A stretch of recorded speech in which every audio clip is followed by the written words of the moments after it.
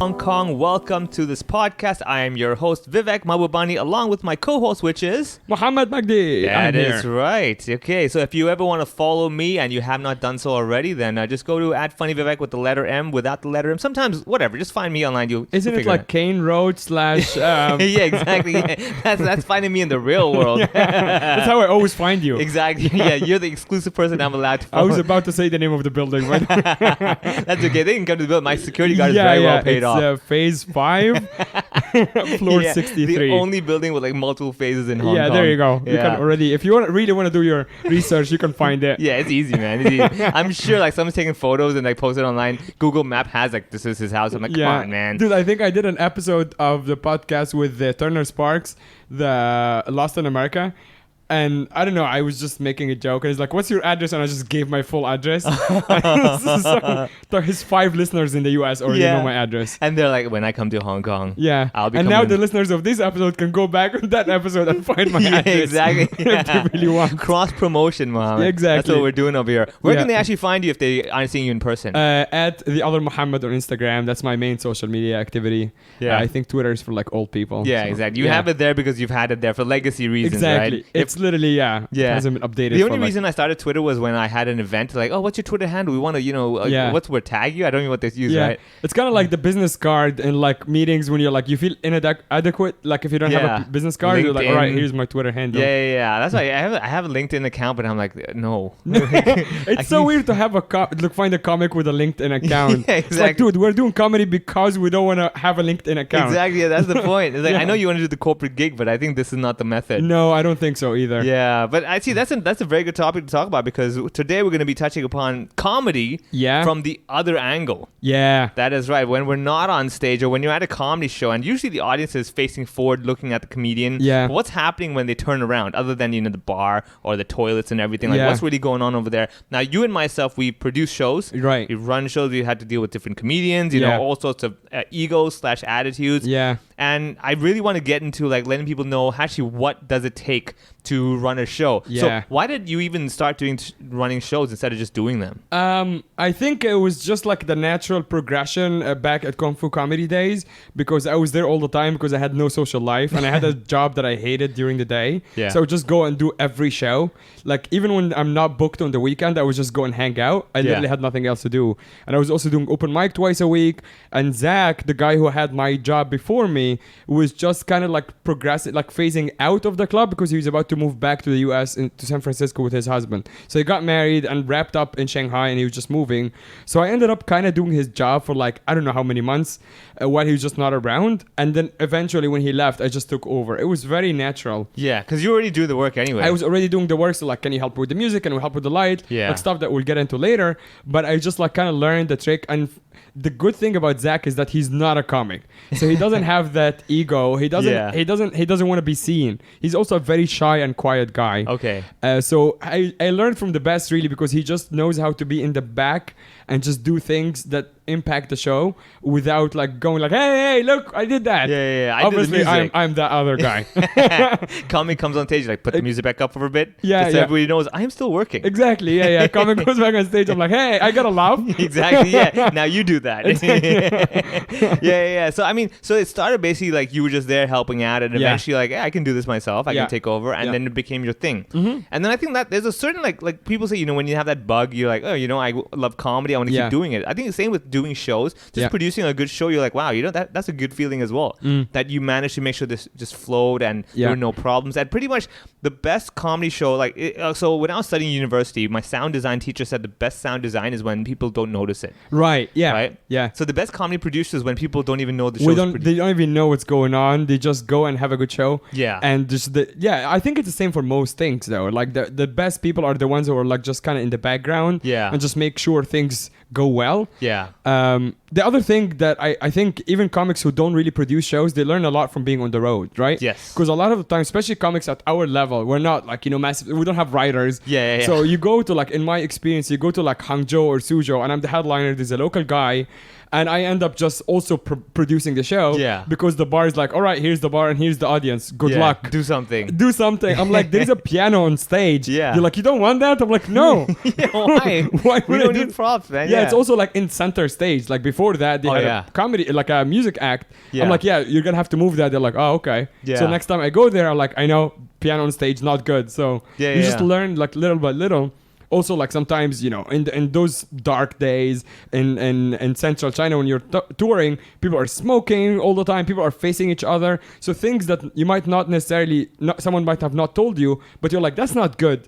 That can help. Yeah, that can help. Yeah. And then you're like, can we do this? And then it goes much better. You're like, oh, that's a trick.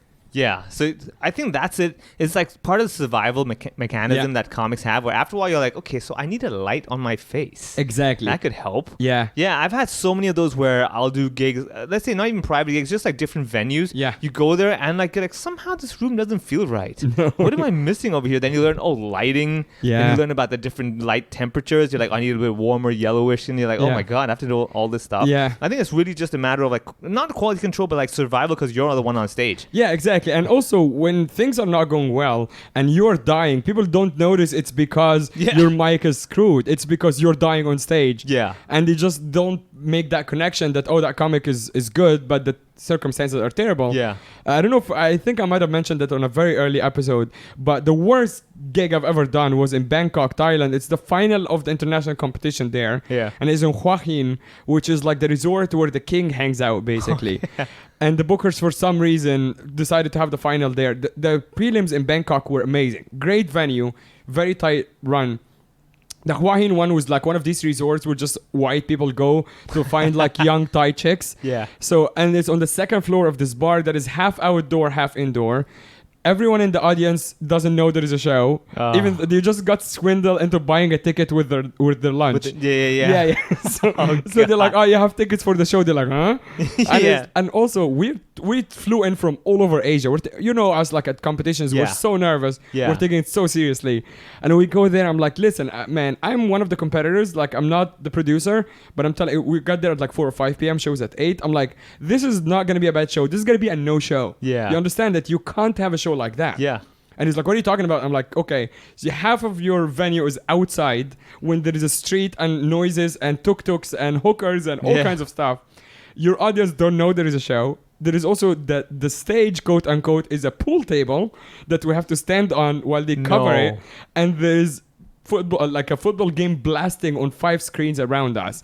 And the venue is refusing to turn the TVs off. What? Yeah. So I basically had a fight with the promoter. Yeah. And I'm like, sorry, I don't mean to, be a big shot, but I can't do the show like this. Yeah. And then I riled up all the other comics to start talking. They're like, all right. And then we took the fight with the venue owner and we basically threatened to leave.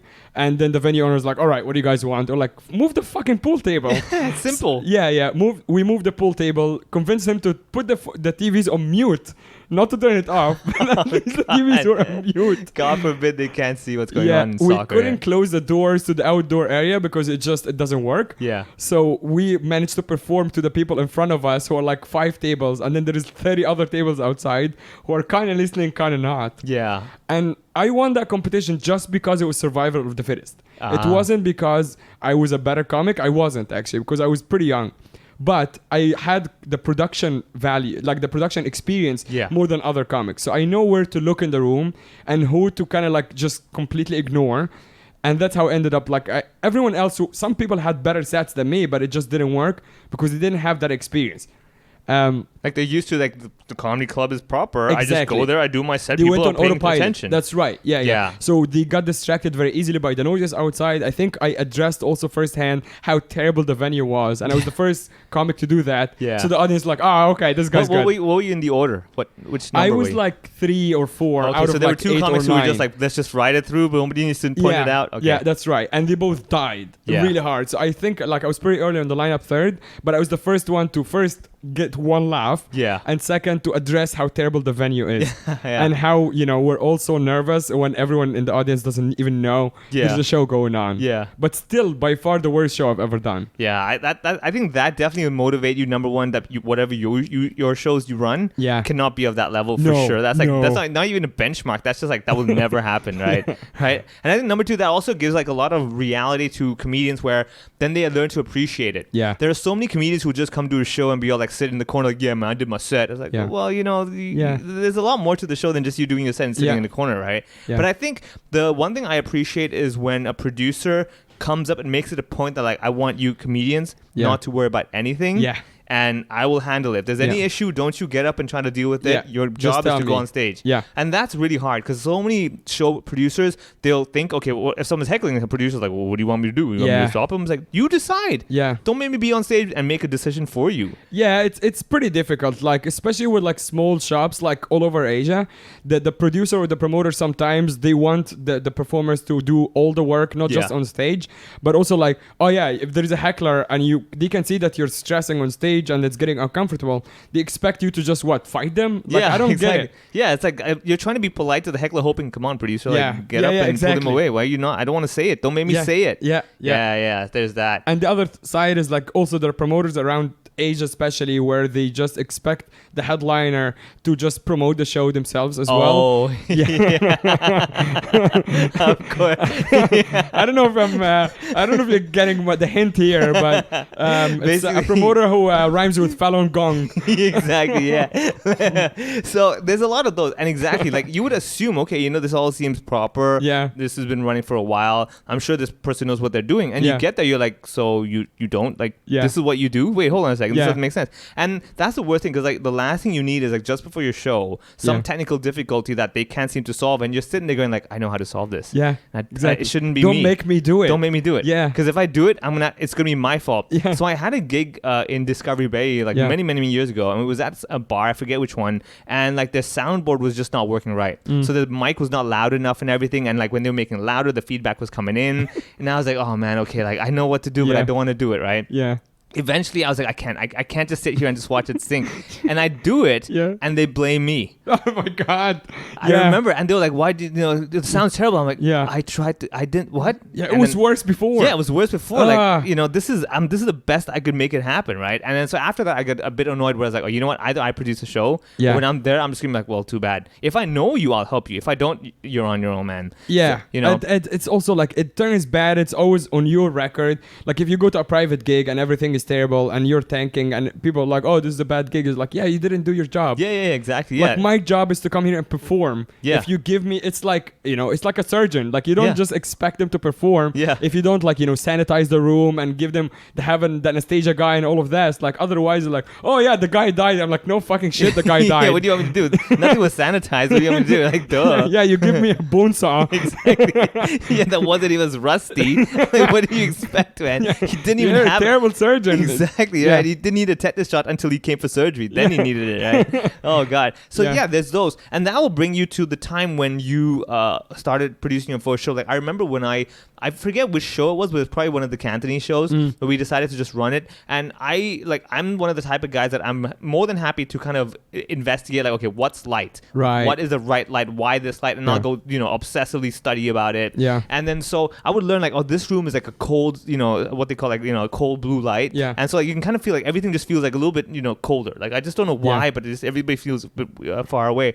Versus like the spotlight. So we did a show at the Black Box, right? Yeah. Theater Black Box with like spotlight, bam, right? Yeah. And you think like this is supposed to be perfect. Yeah. And it's way too serious. Right. And people are expecting to like, life is not, Yeah. I'm just like, oh my God, this is terrible. I remember because like the first time I did one of these big theater black boxes, I was like, yeah, spotlight is not good. Yeah. We need everything to be when it also like follows you when you move around. Yeah. And it's like, it's one thing if it's like, a light that's following you and everything else is kind of lit up. But this is like the James Bond, No, that's not good. You don't want that. It's like, why? I think one big theater act came to Shanghai and asked for that, and I was opening for him, and the gig went really well, but like I was so uncomfortable the entire time. Not just that, it's also hot. Yeah. No matter how far that light is, it's super hot. Yeah. So, and it's just like, we're used to like the lights being too bright, and it's okay to kind of be blind. But I know like they can't see anything else around me, and it's way too much focus on you. You kind of go like, oh, every word, they're gonna see every movement I've got. Exactly. Yeah, man, that's the thing. So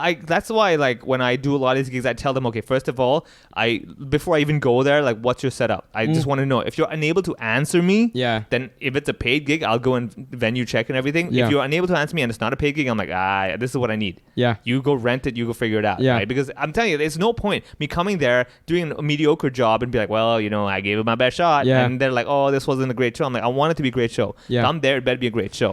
This is something I actually learned from you. We did a couple of gigs together, and when I saw some things from you as a headliner, when you just pay attention to some details that all of these years I missed completely, I'm like, so you take responsibility even when you're not producing it and you're just headlining the gig. Yeah, I think that's always been because I have my own quality standards that I want to hit. Yeah. And I think it also is part of that's my brand, I want to make sure if I'm doing it, it's of that quality. True. So it brings me back to the producing of shows where when I first started with the Chinese scene, so we would do shows and we just get a small little 4-channel mixer and this is and it's easy, right? And we would try our best whatever we could. But I was adamant. I'm the mic has to be a Shure SM58. Yeah. Right. Number one, because it's classic. Yeah. Number two, because it's durable. You can smash this thing and it won't break. Yeah. Whereas if you get a nice... So all the rock stars still use it after how old is that mic? Exactly. Really old. Yeah. The one you're using is SM58 right there. Yeah. It's been Same. smashed. Every venue I've ever run, all the mics were SM58. Exactly. You see Metallica. They can have the most expensive. It's SM58 is not even that expensive. Yeah. It's just durable. Yeah. And you see them doing crazy stuff and rolling it with the wire around. They don't care. Yeah. Exactly. So those small things, I'm guys, please, I understand you can get a very clear vocal with the highs and everything, but just get this mic. Yeah. Let's be done. Then also number two, I'm really big on wired mics. Nothing drives me more than wireless. Yeah. Because I get so freaked out. I'm oh God, they're gonna have bad reception man, somewhere we there. had Gadel Male, who's obviously did you open for him here? No, I opened. Might have been Ryan or someone. Anyway, so I opened for him in Shanghai. And that was my first theater gig ever. The biggest gig I've done before that was the Hong Kong International Comedy Festival final at Cyberport, which is 400 people, which is still pretty big, but it's not a theater gig. And it's a competition, not a headliner opening spot. So I opened for Gadel Male. I'm super excited. I have 15 minutes, and my wireless mic cut out 10 times during my set. To the point when not just that I addressed it, everyone can see it. I can see it with the corner of my eye, Gad's team freaking out on the side of the stage. And I had to stop the show and walk across the stage to pick up a different mic. Yeah. Because no one was helping me. I can just people having a meltdown in the back. The audience can't see it. I can just see it with the corner of my eye. I'm still trying to do my act. Yeah. And then I'm and then at some point I just made a call. I'm I'm sorry everybody, just clap for a second. I'm gonna go get a mic. And that was hellish. Yeah. And he had the spare mic, so I changed it twice. And by the second time, it was kind of okay. The last 5 minutes, I closed well. I gave him the mic. I basically brought him up, gave him the mic, and then his mic started cutting out. Oh, God. And it was horrible. Obviously, he's a very, very experienced act. So he addressed it. He made jokes about it. Can't be the first time for him, I'm sure. Of course. Yeah. But he also asked the same thing. That's what reminded me of this whole thing. He asked for a wired mic. Yeah. And he's stop the show, wired mic right now. Yeah. And then he's also a very physical comedian. Act because he's an actor. Yeah. So he would pretended that it's coming from the ceiling and it's this old gig, and then he joked about how he's being censored because it was in Shanghai. Yeah. He killed it. Yeah. But it's that's also the value. It's just give us a wired mic. Don't get fancy. Yeah. I tell a lot of venues, they're no, but why is so inconvenient? I'm it's my problem if I trip, right? So let me worry about that. Yeah.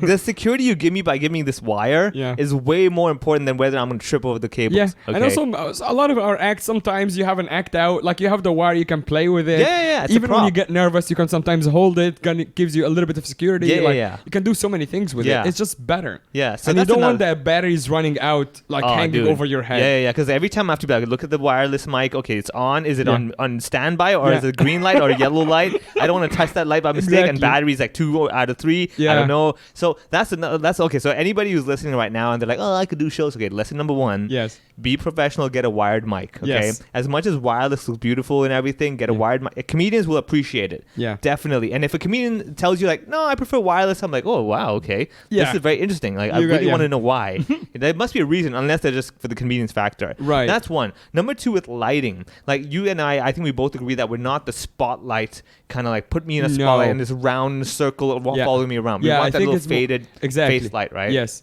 I think for a club level, I think it's for me it's perfect, kind of what we had at the Riff, which is the whole stage is lit up basically, and then everything else is black. I'm fine with that, but it's not a direct spotlight. We basically had 2 floodlights from the 2 sides. They were TV grade lights. They were amazing. But they're basically kind of crossing over on stage, and it's 80% of the stage was very lit up. So even if you're standing in the corner, people can see you well, and then everything else is just black. Exactly. For me, that's then perfect. It's super focused. Yeah. You're not distracted like, oh, look at that corner over there. Exactly. This is happening. Yeah. And that's another thing I tell people is that when you come to a comedy show, just for your own, if you've been to like 10 shows, then you can play a game for yourself where you start noticing like, okay, how's the show being produced? What quality are we at? That's actually a great idea. If you're a listener who's come to comedy shows a lot of different venues, just start like playing the production game. Yeah. When you go like, oh, okay, I wonder what's happening here. Exactly. Like there's a lot of things I talk to people like, placement of the speakers, what type of speakers do they have the bass on the floor and all that, but that's way too technical. Yeah. But the lighting itself is a very good thing where if you have a venue that has a nice, basically yellowish but not completely yellow light, the warmish, like I say, what we call like 4,500 Kelvin or whatever. Yeah. That light is like a nice warm, like, hey, you're friendly. You somehow just feels comfortable. Exactly. Right? So those kinds of things. You don't want the fluorescent hospital light either. Exactly. Like, sure, everything's very clear, but I don't want to see this so clearly. Right? So you have those. So that's another thing. Like, if you're, like, say, trying to choose between two shows, that's something worth considering. If you've been to the venue, that venue, it was really comfortable, the lighting, everything was good, then chances are, even if the comedians were, let's say, 90%, they would be 100 thanks to the environment as well. So there's that as well. Yeah, you give them an environment that helps them succeed. Yeah. And it's the same thing for like maybe a football game or something. Like when you don't give them place to train, like we can get into the green rooms as well at different venues. Oh yeah, that's gold as well, yeah. But I think it applies to a lot of things when you're helping, you want them to succeed. You don't want them to just struggle and make their life difficult. Yeah. And so that's why, like, if you're listening, and this is basically Mohammed and myself who actually produce shows, run shows, perform at shows. Sometimes I have to go save shows. Like, you're not on the lineup, and you're like, oh my god, this is tanking. I better do something. Yeah. Like, I'm just gonna go up there and do 5 minutes or whatever. Yeah. Right. Or many times we're both at gigs, and one of us is producing a gig, and they look to the other person like, all right, you're up next. I'm I'm just watching. Yeah. I don't want to do this way. Yeah. And you just have, because like it's, especially if you're seeing the gig tank because you're like, oh, the comics are just not hitting it. You're like, we cannot let this go because it needs some little kick to the whole event. And I think as a producer, you also feel the responsibility that you're like, if you're able to do something, I'll just do it, even if it's not my show. Yeah. You're like, I can't be here. I cannot just watch it. Yeah. Oh, I think we take some level of enjoyment though when we watch other comedians tank on stage. There's obviously two different sides. The comic and us are like, that's funny. Yeah. But they're tanking because the material sucks. I'm like, okay, I'll laugh at that. I know. But if they're tanking because the mic is coming out, I'm like, that's not fair, man. No, that's not fair. I mean, he would have tanked if they heard the punchline anyway, but I needed that to happen. That's not fair. So that's the thing. So speaking of like helping when you don't need to help, we actually have a Patreon as well. Oh, so go to patreon.com. Good segue. You really don't need to do this, but please. Patreon.com/HoHoPod. Become a subscriber and support us. I mean, look at us. We're here producing shows so everyone can have a good time. Yep. Sometimes we have to go save shows, and sometimes the podcast can run dry, and we need you to suddenly just press that button of subscribe monthly, and we get that alert. We're like, hey, let's. Sometimes we need an Uber to get from one gig to save the other gig. Exactly. So if at you're an unknown club in Soho. Exactly. Because like the last thing you need is a show producer to do the show hungry. If we didn't have the budget to buy dinner before the show. So again, patreon.com/HoHoPod. I'd like to get my dinners from Mana. I don't know about you. Same here, man. Yeah, with the exclamation mark. Mana! You definitely want that. So that's another thing. So the next thing I want to talk about, the behind the scenes part, is dealing with comics. I'm sure a lot of people who do any sort of work that deals with people knows, attitudes, egos, this problem, that problems. Sure. Have there been any like sudden issues where like at the show you're like, what? No, not right now. Let's deal with this later. So I think that goes into the difference. So I think to establish that, we need to also establish for people who might not know the difference between a producer and a promoter. Yes. Right. So those are two different jobs. Most of the time in small scenes like Hong Kong, they're basically the same person. Like myself, I'm basically both. Correct. Yeah. So producer is the person who makes the show happen, as in the technical stuff. Make sure the mic is all of these things that we touched on. The promoter is the person who books the show. Yeah. Actually, there is two different jobs. There is a booker and the promoter. Yeah. But also, again, in small scenes, they're basically the same person. Yeah. So that's the person who puts the show together, as in plan the show, book the comedians, sets the lineup, give them set times, and who goes on last, and all of that. So obviously, as a promoter / booker, you deal with a lot of egos because comics are just Because like, we're just egos walking around. You put someone as the opening act, they're like, why am I the opener? Yeah. You know, you put someone with 7 minutes and the guy behind them has got 8. They're like, hey, what's going on? Yeah. You know, you have that. Then you've got sometimes where it's kind of weird where you want to put like a strong person to start the show, but at the same time, you don't want to start the show way too strong because the other comics are like, it's such a dance. It's a balance, right? So it depends, obviously. Like when you have a headliner show, it's a good example because if your headline is very strong, very reliable, you can actually kind of like have some risk on the opening act side because you can have a newish guy in the middle, but you don't want to start the show too weak because even though if it gets to the headliner, you know the headliner is going to do well, the audience might have already lost faith in the show. Yeah, exactly. Right? Yeah. So actually when we book the tour, the touring gigs, like the people coming from the US or whatever, the first host, like if someone is a new host, that's the first gig we give them.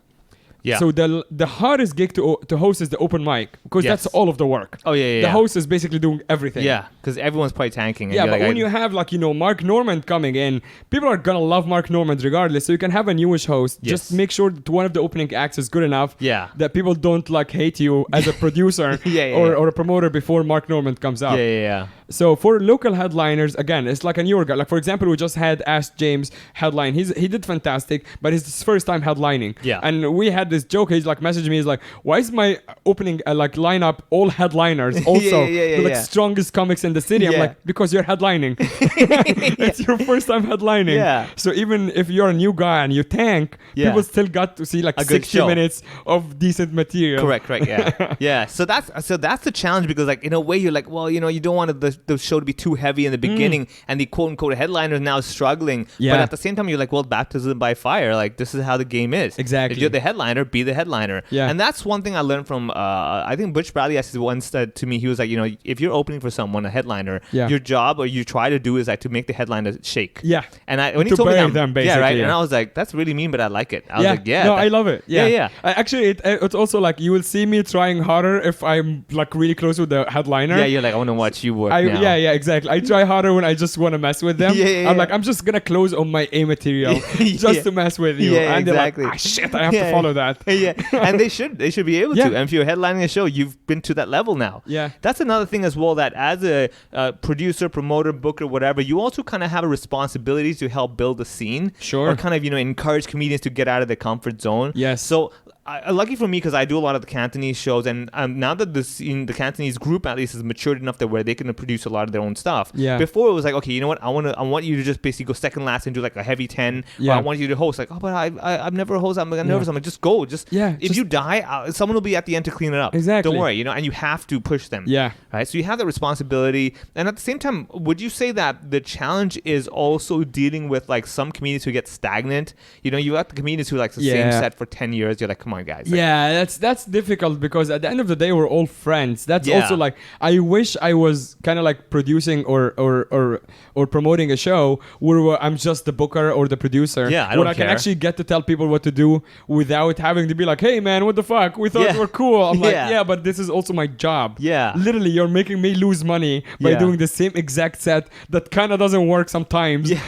Again, I'm like, can you just try and fail? That's completely fine. I want to see you fail, but at least with new material. And obviously it depends on the person. Some people get it and some people are like, I know. But the way I personally handle it is that when I see someone kind of lagging behind, I put all the comics who are writing new material with them on the lineup, so just around them. Oh yeah, you feel so much pressure. Yeah, and it has been working the whole time. Yeah, definitely. I mean, open mic nights as well. When you go there, you're like, man, everyone's got new stuff. I'm gonna make something up right now. Like, go do it. Exactly. Yeah. Just that half idea that you had about the MTR, just do it without a punchline. See what happens. Yeah, exactly. Whatever. You might suddenly make something up with the pressure of being on stage. Exactly. I've come up with a lot of stuff under pressure on stage because, especially open mic, when you just kind of like go like half-baked idea. Yeah. You're like, I don't know. And then like people laugh at like a weird thing that I said. I'm like, oh shit, that's it. That's the weird thing. Perfect. I never realized this is actually funny. Exactly. I thought it was just normal. Like my brain is, Yeah, and a couple of times like this happens and I start laughing at it with them. Yeah. I'm like, oh shit, that is funny. Yeah, and there you go. Yeah. So that's actually the process. So yeah, I mean, that's what I tell people is that, the comedy show is not just like we're just doing the show. Like the scene,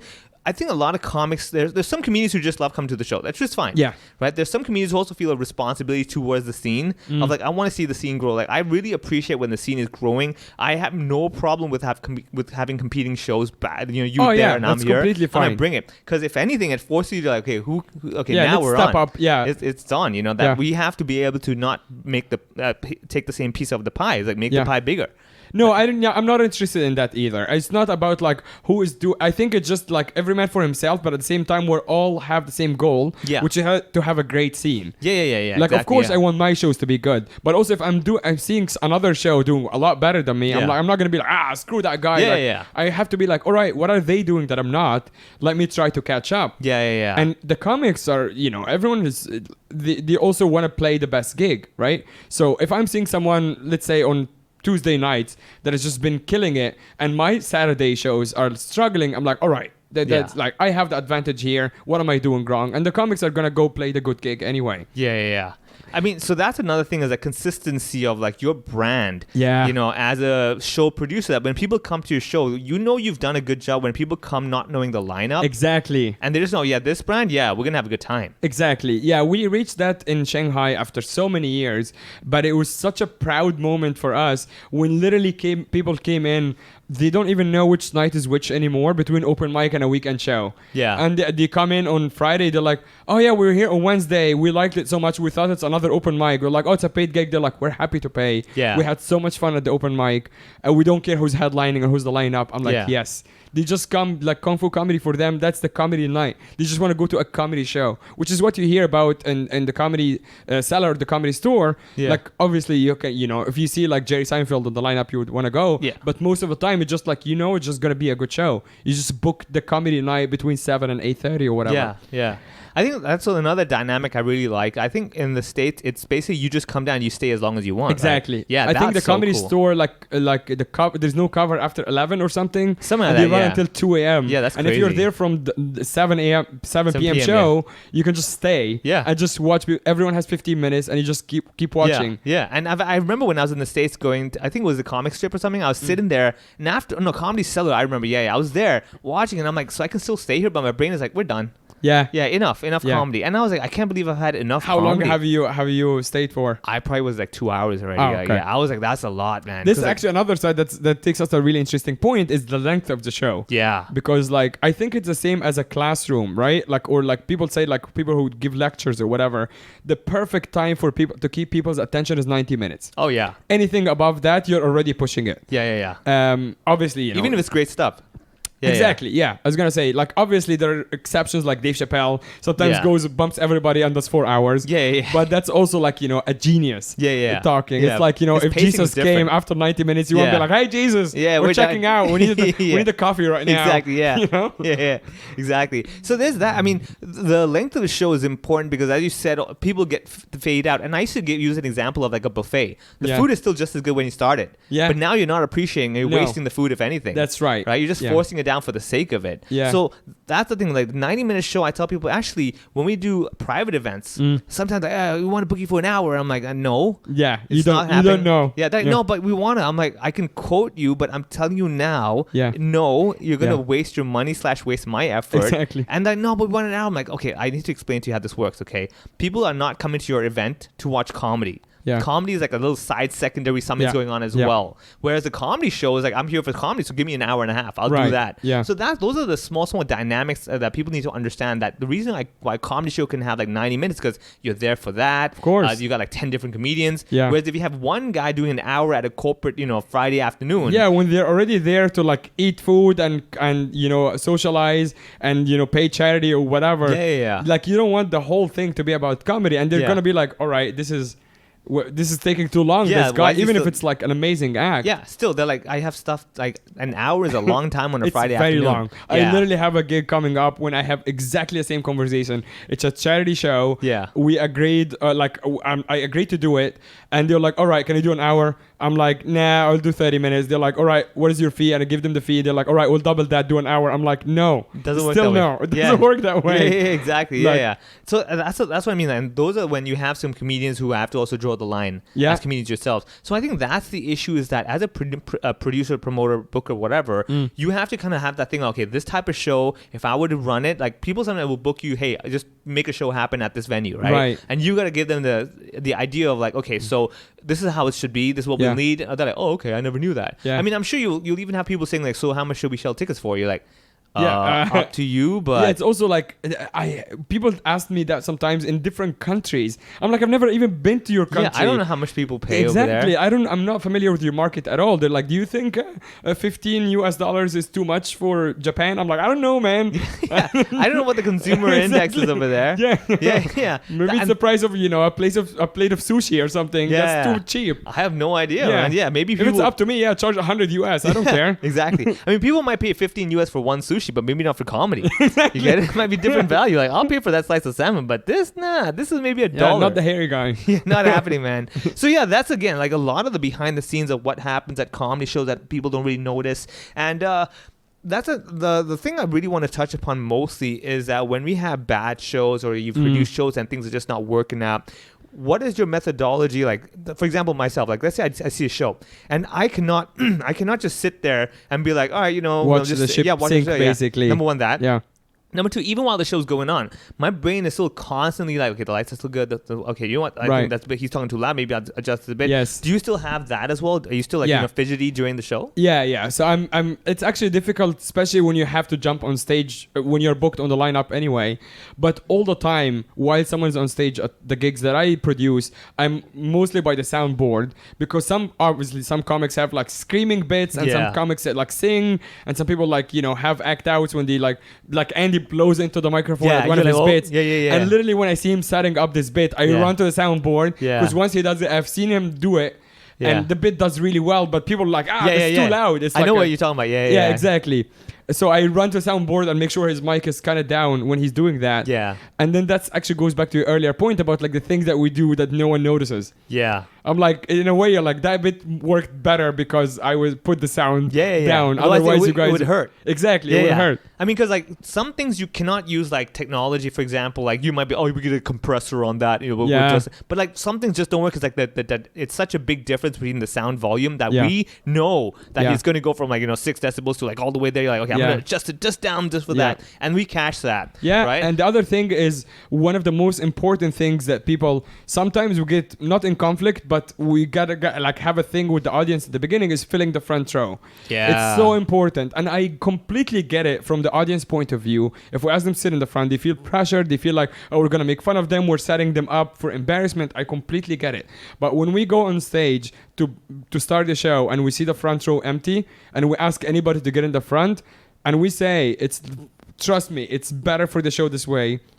The comic does not want, because the thing is, for almost 99% of the shows we do, we can only see the front 2 rows. Yeah. So even if you have 500 people behind, it doesn't matter because I feel like I'm talking to empty chairs. Yeah. So this is why we need people in the front, not to make fun of them, especially when, like, I personally, when I do it and I say like, hey guys, we need to fill the front row before the show starts, and I see people moving from the back to the front, I tell the comics not to talk to these people. I'm like, this is the reward is to being left alone. Yeah. And I think that's a very fair transaction where, they've helped us out. Exactly. So why put them in an awkward situation? Even if you were to talk to them, be smart with the responses. Exactly. Don't mock them. Don't like, hey, just interact them. Let them know they're special in a way. That's right. And obviously, there are so many gigs. Like Andy's headliner last week, we had a lady who wanted attention throughout the whole show. She was heckling, but it wasn't malicious. It was just, she was a little buzzed. She just was happy and she just wanted attention. And Andy walked over towards the end. He was killing with the crowd work with her, but he came close to her to give her a high five and just tried to take the microphone. We were like, all right, lady, that's the line. Yeah, that's the line. She literally tried to steal it. It was very funny. Yeah. But like, that's the other thing also with smaller shows, we don't have bouncers. Yeah. Like, we are the bouncers. We're not that buff. Yeah, no. Yeah. So dealing with hecklers is something else, because like, how do you, especially if the heckler is closer to the front, or if it was so clear that they're causing a problem, how do you remove them without, number one, not making the show just turn sour, and number two, not turning the audience against you? Or either as a comic on stage or as a producer, because the comic might be doing very well, but then I go on and try to drag the heckler Distracts out. Everyone. And everyone else is stressed out. The heckler might be in all of these things. So sometimes I think we usually handle it by, like, you kind of duck between the audience and very quickly just tap them on the shoulder or the leg. You're like, hey, we need to talk outside. Like, I promise you, we're not kicking you out. We're just going to talk. All of these things. And you try to take them outside and clear it up with them. And honestly, the vast majority of people are fine with that. We've had a couple of incidents where people just wanted to fight. Basically. You're bound to have that. I mean, like, if you do 100 shows, you cannot have 100 perfect shows. You can have one person out of 100. We had some guy in Shanghai sleeping in the front row, like sleeping, completely passed out. And when the headliner, of course, asked them to leave. Fair, man. Very fair. He was also touring headliner, like a big name. And he's like, this motherfucker, like, asleep. And then we take them outside, and his wife goes like, oh, we just came from a flight, and we just came here just to see this guy. I'm like, well, number one, you're not seeing this guy. He's you're sleeping. Asleep. And it's like, number two, you're in the front row. Like, it's so distracting to the comic. So in general, like, not interrupting the show, like, just letting the show go very smoothly and catching things very, like, sometimes, obviously, all the time we ask people not to film because comedians are very protective of their material. So sometimes you catch someone filming. So what do you do then? Do you go and, like, very aggressively, like, turn your phone down? That's already, they're not even going to enjoy the rest of the show. So you go very politely, like, hey, can you please, we said not filming. And most people are fine. Again. So you don't point them out, be like, let the whole world know you're filming. No, it's kind of like, hey, look, I get it. The temptation is there. You did it maybe for an Instagram story, whatever, but please, like, let's not do that. Because I've had many of those where I've had gigs where someone's sitting, like, let's say in the middle of the room and they're filming with their phone, and I usually give it like a 30-second buffer. I'm like, okay, maybe an Instagram story. Or they're maybe doing a boomerang or something. One of those. Or like, maybe I just want to get a little clip to send to my friend. Hey, this is a really funny thing he's doing. I'm like, I'll give you the benefit of the doubt. But after a minute, you're like, you're filming. You're taking the whole bit. This is too much now, you know? And then I kind of like, then I do call it out. I obviously hope that the show producer, promoter, whatever is taking care of it, but if not, then I'm like, oh, ma'am, well, I see you're still filming. I mean, come on, like, pirate better. You know, you know, don't make it so like your face has to still, you know. So I'm trying to show her, I'm like, if you're gonna cheat, you know, do it this way. And so that way you play on that, she's like, oh, he knows. You give her a tripod. Exactly. I'm like, all right, somebody over here, can we get some light? I need some light in my face, you know, right? And make it a big point then. So you have those, and because I do appreciate. I remember when I was headlining the backstage comedy show. I think it was the first night or second night, I think. Then someone in the audience had a little ruffle with someone else sitting on the side. Remember? Oh yeah. Yeah, and like I remember I was at the back waiting for my turn still because all the other comics were on stage and. When I saw that happen, automatically my show producer instincts kicked in. And I'm like, all right, let me deal with it. And then you pushed me and said, like, hey, dude, I'll take care of it. I'm like, oh. And I appreciated that because I was like, I need to focus on the show, man. Exactly. You know? And there's these small things that people need to realize that when you have stuff like this happen, the show needs to go on. Right. The audience should not be distracted. No. That they're like, oh, what's going on? It's not their fault. It's the same thing with interacting with the heckler. Like, a lot of the times, of course, your instinct is just scream at them or just shut the fuck up. But when you do that, everyone else is uncomfortable. It's not their fault that one person is being an idiot. And the same thing like that on your show. This guy, I don't actually he touched him or some guy was like asking another guy in front of him. He was a bigger guy to like just move aside or something so they can see better. And the other guy's like, oh, he touched me without my consent. It was a whole. It just so stupid. It was kind of silly in a way when you look at it, you're like, dude, I mean, really? I did is like I took the one guy outside and I'm like, hey, I listened to him. I wasn't listening. I just like let him ramble. Sure. And I'm like, I'm not kicking you out. I'm just gonna move you to the other side of the room. I also told him if you're not happy with the show at the end of the show, I would refund you your money. And here's a free drink. Just shut up, basically. And I looked at him when you went up on stage and he was having a blast. Done. So I'm like, great. So I think the general thing is like if you're an audience member, like just try to maybe not necessarily do any work, but like appreciate the production side. The whole thing, of yeah, things. exactly, yeah. I mean, it's really simple. We're not asking you to be like, wow, I want to say this is a great room. Oh my God, let me write a review. We're not saying that. Yeah. What I'm saying is that these small nuances that do make the difference, and all you have to do really as an audience is just enjoy the show. That's right. For what Enjoy you're here the show, for. and in general, just listen to instructions. Yeah. Like because they're not. I don't think anything is unfair that we say. Like for example, no smoking in the room. Or almost every venue in Hong Kong it doesn't allow smoking anyway. Yeah. Like also some people just try to go like because the smoke just like you can see it against the light, right? So and some people like every time that happens, even here, people are like, oh, there's no smoke, that's vape. I'm like, I can see it. That's how I saw it. There's a smoke. Yeah, exactly. And it's very distracting for the comic. Vape or not, man, it's still the textures in the air. Exactly. I'm like, I think by definition, that's by physics, that's still smoke. Yeah, that's still smoke. Yeah, exactly. So don't smoke. Make sure your phone's on mute or whatever. Like all of these things, it's the same like a opera or a movie theater or something like that. Same. Like just be smart. Don't interrupt the show in that sense. With like, if you're gonna interrupt the show, you're gonna be part of the show. Yeah, there's that as well. So if you want to be part of the show, fine. Like as a comedian, that we should be skilled enough to deal with it. Yes, but do realize that interrupting and being part of the show are two different things. Right. Yeah. And it's like if you want to heckle, it's part of the show, fine. But remember, you are running the risk of number one, ruining the show for not just yourself because you might get kicked out. Yeah. Number two, ruining for everyone else. And number three, just in general, just making the whole show terrible for the friend who came with you who's like, oh, I'm so embarrassed. Yeah, exactly. I cannot believe this. We have had incidents when people like hecklers. I think we might have touched on this story before. Like when I was doing the Saikong show about a couple of months ago. Oh yeah. The lady who heckled me, her friends left the table.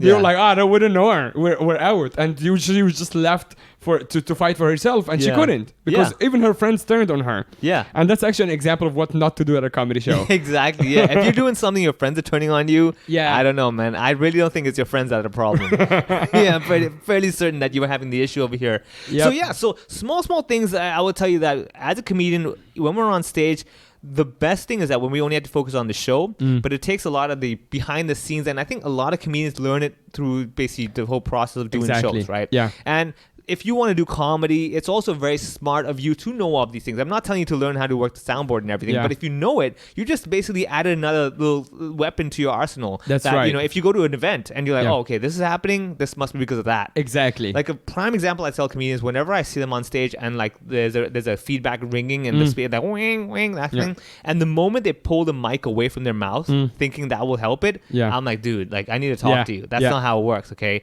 Because it's small things where I'm like, if you know that, then you know, okay, I'm getting feedback, which means I'm too close to the speaker. Get the mic closer to my mouth, away from the speaker, and we can get this sorted out. And bam, problem solved. But if you're not, and you're looking at the soundboard saying, like, fix it, I'm like, no. No, that's actually you. Yeah, it's you. The physics will not work that way. So again, I'm not telling you to immediately know all these things, but it's these small things if you want to try comedy. Right. And honestly, like, I would say nobody taught us this. No. But you learn it as you do it. Yeah. And it really takes a simple curiosity and willing to kind of try it, which brings you back to the whole idea of like trying new material. Right. Like, sometimes you have to try new material to figure out like, oh, so it turns out I'm good at this material. Right. I never realized I'm that type of comedian. Yeah, try different styles too. Yeah. Like I went through so many phases. Like in fact, I don't actually, like 8 years in, I don't think I completely settled on a style. Yeah. Yet. Like I've done like one-liners, I've done like long form stories, I've done like punch, and I'm like I like a bit of everything. And I listen to like more experienced comedians. They're like, it takes you like 15 years to quote unquote find your voice. Like, so same thing for the production side. Is like, all right, this thing happened that never happened before.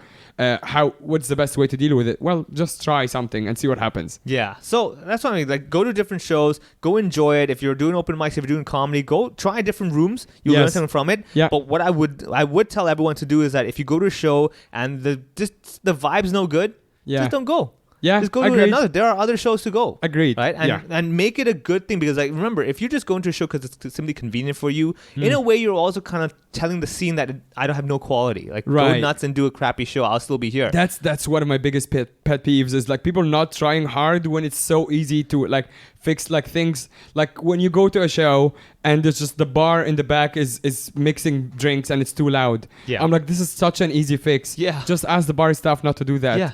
And it's like, you were like, oh, so, and then the MTR door closed. Yeah. You're like, oh. You're like, shit. Yeah. Now the punchline is ruined. Yeah. You give me the light, I got to get off the stage and nothing's working. Yeah. Yeah. Absolutely. So it's just like, I get that some things like a venue that has like a pillar in the middle. Yeah. You don't put people behind it and be like, all right, I don't know what to do. Yeah. There's just people around it. Yeah. But like, okay, you can't do anything about this. You're not gonna take down the pillar, yeah. take the whole building down because you want to have a show.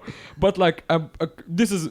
One of my biggest pet peeves is mixers going off during the show because it's such an easy fix. Just don't mix drinks when the comedian is on stage. Yeah. Do it before, do it after. Ask for intermission. Yeah. It's not the best thing for a comedy show, yeah. but I understand that you're a venue, you want to sell drinks. Just ask for intermission and we can work it out. Yeah, exactly. I think I'll put it this way. Like, if you come to a venue and just everything about the venue doesn't seem to feel good, just don't go there. Like, for example, if the blender is going on during the show, they never go back again. Yeah. If like you go down there and you're walking in and you're like, it smells like a toilet, just never go back there again.